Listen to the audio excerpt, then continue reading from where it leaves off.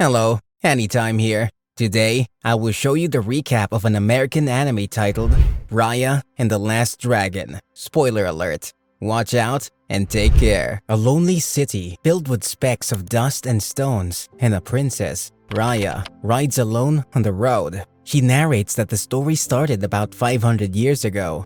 Back then, the city was called Kumandra. It was a peaceful city, and everyone had what they needed. Humans lived with dragons, which provided them with light and water. One day, when some creatures named Drune arrived, they were strong, and they turned whatever they touched into stones.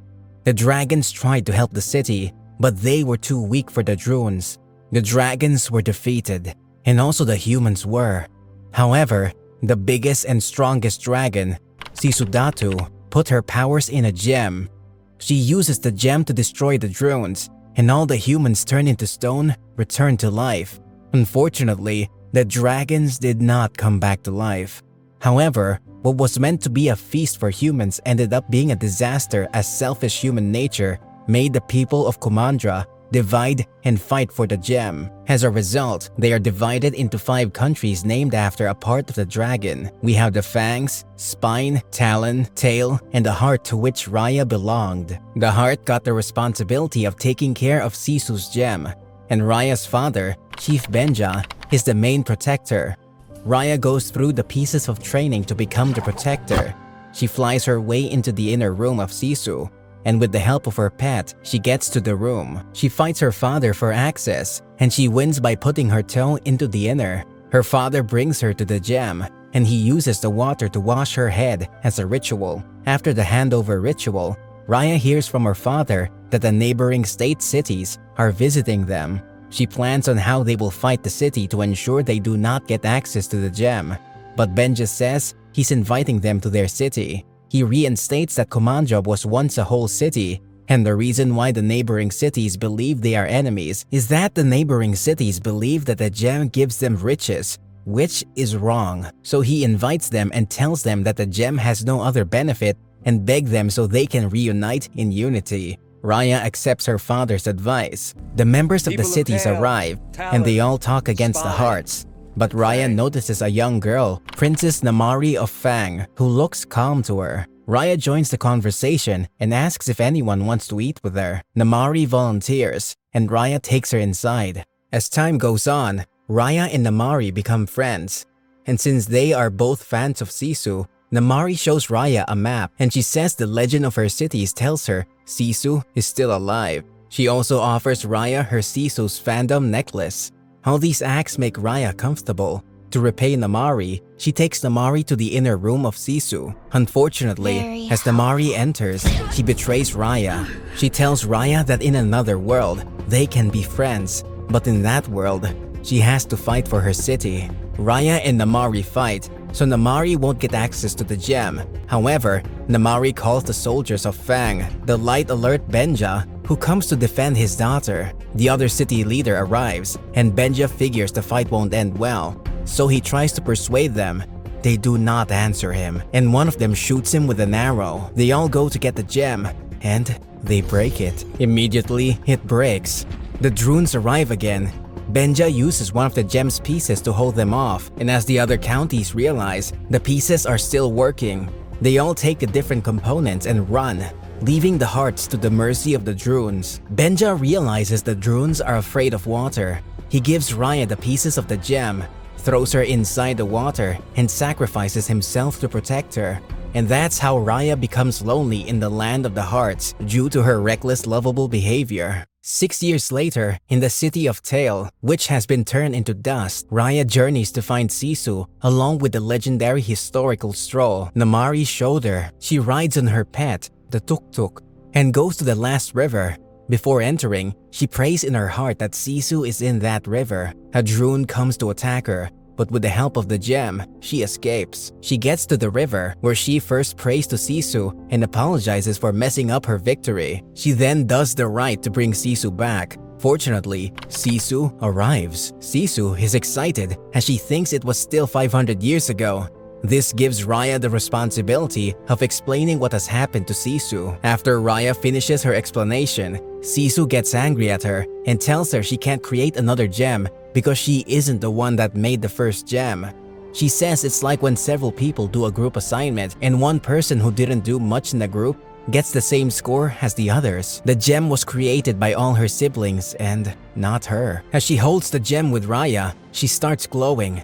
Glowing is her sister, Amber's secret charm, as her charm is swimming. They both realize that if they can get the piece of the other gems, they can destroy the Drune, and Raya can get her father back. Namari and her people, on the other hand, are looking for Raya because she stole their scroll. Namari sees Raya's pendant where the Drune attacked her, and she enters the river too. She didn't meet them there, as Raya and Sisu left for the King of Tail to get the gem with the tail. They realize the head of Tail has made several obstacles to block people from getting to him. He also uses a toot and boom. However, Raya jumps through it all, and they realize the Chief of Tail is dead. Raya takes the gem and gives it to Sisu. Suddenly, Sisu shifts shapes into humans. She tells Raya that the charm belongs to her sister, Prani, and she's excited to get the other gem back. Namari meets them there. Raya throws the scroll to Namari since she has found what she's looking for. Then she cuts off the hand of Tail's trap on Namari so that she could escape with her tuk-tuk. The people of Namari keep chasing her until she enters the water. She knows that Namari's cats can't track her into the water. In the water, she meets a captain and a chef named Boone and pays Boone to ride them to Talon so they can fight for the gem at Talon. On the other hand, Namari leaves Raya and returns to give her chief the news of what she has heard. On the boat, Sisu keeps wanting to swim, but Raya stops her. She begs her to remain human till they get the other gem, and she also refuses to eat the food Boone gives her due to distrust. She eventually trusts Boone when she realizes Drune also killed Boone's family. She gets to Talon and asks Sisu to remain in the boat while she meets the fearful chief of Talon, Dang Hai. However, as she enters the city, a cute baby and 3 Ongis steal her gem from her. She chases them to get it back, and she offers them a good income by helping her. They help her distract the security at Dang Hai's house so she can gain entrance. Meanwhile, Sisu assumes Raya won't be able to win Dang Hai, so she leaves the boat with the aim of buying things on credit to give Dang Hai. She brags that her friend has gems, so an older woman who pretends to help her puts her at the mercy of Drunes and asks for the gems with her. Fortunately, Raya arrives about the same time. She gives Sisu the gem with Dang Hai, which gives Sisu the charm of fogs, which belongs to her brother, Jagan. They escape and continue their journey to Spine with the Ongis and the cute con kid. On the other hand, Namari returns to her mother. She begs that they fight against Raya and get the other gems so they can expand their city, and her mother gives in. On Raya's way to Spine, Sisu pleads with her to trust humans again. They both enter the Spine, and they are captured by the lone survivor in the Spine, warrior Tong. Boone comes to rescue them, while Namari also arrives with her force. Tong helps Sisu and Boone out of the city, while Raya sacrifices herself to hold Namari off. When Sisu sees Raya is about to be defeated, she reveals herself and saves Raya. In the boat, their friends accept to help them save the world, as Sisu brings a suggestion that they shouldn't go for war, but for peace. Raya takes Sisu to the heart, where Sisu shows her the stone of her siblings. She tells Raya that she and her siblings were the last dragons on Earth, and her eldest brother, Pengu, refuses to give up, so her siblings add their charms together to form the gem, giving it to her. At Fang, Namari's mother refuses peace. She orders her daughter to bring back Sisu and the pieces of gems. The next day, they take an olive branch to Namari. Raya even returns the Phantom necklace as a sign of peace, but Namari brings an arrow to them. Sisu attempts to persuade Namari, but when Raya sees Namari is about to release her bow, she throws her sword forward at Namari, causing the bow to kill Sisu. As a result, all the water dries up and the land becomes a domain for Drune. Angrily, Raya goes to fight Namari. In tears, Namari says she didn't intend for any of it to happen, and Raya was also involved in Sisu's death. This brings Raya to a state of self-thought. She also sees her friends trying to help the people of Fang escape from the Drunes. She and Namari go to save the people. After they do, they get overshadowed by the Drunes. Raya remembers Sisu's words about trust. She tells the others that if they can assemble the gem and trust each other, They will conquer. They put the gem together, and they all turn into stone. Suddenly, the gem emits an intense light that kills the drones and revives humans and dragons. Sisu also returns to life. Raya's friends meet their family again as Raya returns to the hearts. She meets her father and she hugs him.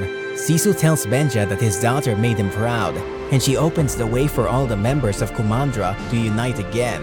The movie ends as the people unite peacefully as one. Thank you for watching the recap. Kindly subscribe to our channel to get notified when we post the next recap. See you next time.